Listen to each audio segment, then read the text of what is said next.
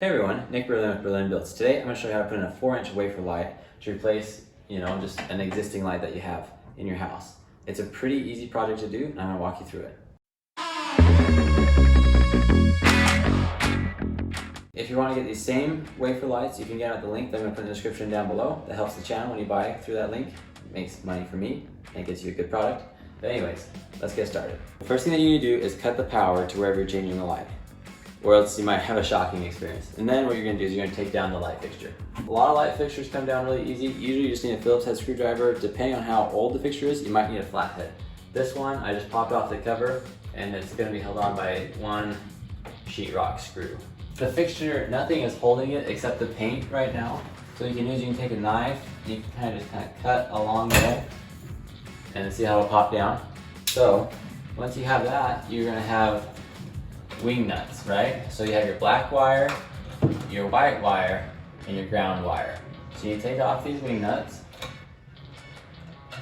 and you just, lefty-loosey to get these off. And now you've taken down the old light fixture. This ground wire is attached to this screw, so you kind of have to figure out what is holding everything together, right? Because what we need to do is we need to push these wires out of the box is what we're trying to accomplish. So on your light fixture it might be a little bit different. On this one I need to take the grounding wire off of this screw. So I'm just going to use my Phillips head and I'm going to undo this screw and pull the wire off.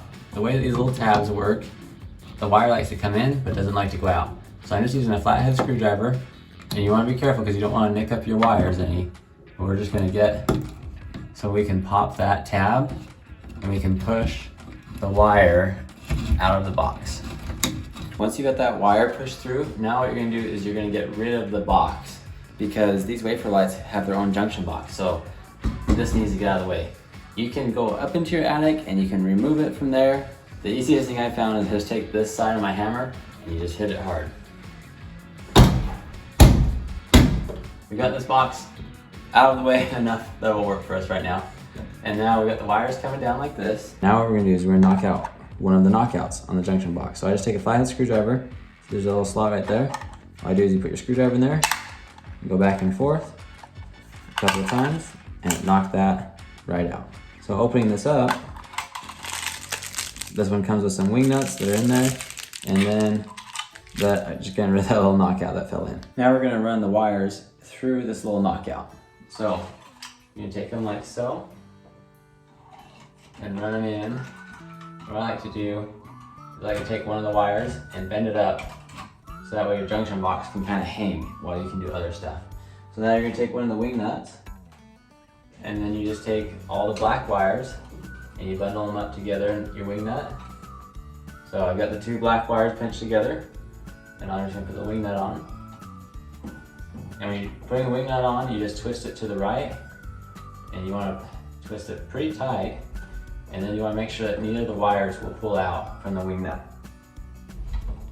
So once you get your black together, go ahead and put the white ones together. Now we have the black and the white together. So what we're going to do is we're going to take the green wire is ground, or bare copper is ground, right? So we're going to put those two together. So pinching those together, just like we did before, and putting the wing nut on.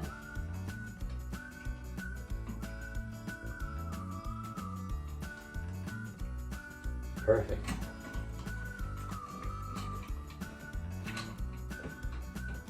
Okay, now all I'm doing is I'm just pushing all those wires so they're in the junction box, and it's on a little hinge. So I'm just gonna snap it closed. All right, the next thing to do is to put this little guy on. So it's got 3 prongs in there, and you have to line those 3 prongs up with the 3 prongs right here. And there's a little groove, so they only fit one way. You kind of twist it side to side till you get it, but you just push it on tight, and then you thread this little nut on, like so. And you're almost there at this point. Now what I'm gonna do is I'm gonna turn on the light, just to test it. There we go. We have light. So, the cool thing about these wafer lights is these are selectable. So, this is on the most blue light that you can have. If I go a shade yellower, this one actually has 5 different. So this would be right in the middle. and this is where you're starting to get on the yellow side. So there's this little switch right here that selects the different ones. In this case, we want the second most blue, which I believe is the 4000K. Yep. So now we've got that selected, where we're gonna put this up in the hole. Now I like to turn the light off for this part because that way I can see better. So all I did is I just pushed that junction box up into the attic, and you take this wire, and you push it up in there, and there's these two little tabs. They're on the side of the trim. I don't know if you can see it. They got little orange flanges on them. All I'm gonna do is feed the wire up in there. I'm gonna take one tab, and I'm gonna put it up onto the sheetrock, and then I'm gonna lift the other tab and extend it up, and then you just push it in, and you snap it in place, and you've got a wafer light. Now be careful with those tabs. They're like mouse traps. They will bite your fingers, and it does not feel good. So it's something to be aware of. But now, let there be light. And that's it. We've got a wafer light where there once was a puck light or a flush mount light, whatever you want to call it. So it's pretty easy to do. You can do this, guys. I believe in you. You gotta believe in yourself. Make sure you hit that subscribe button so you can get more videos like this, as well as the like button if you like the video, and comment below any questions that you might have. Thanks again for watching. I'll catch you on the next one.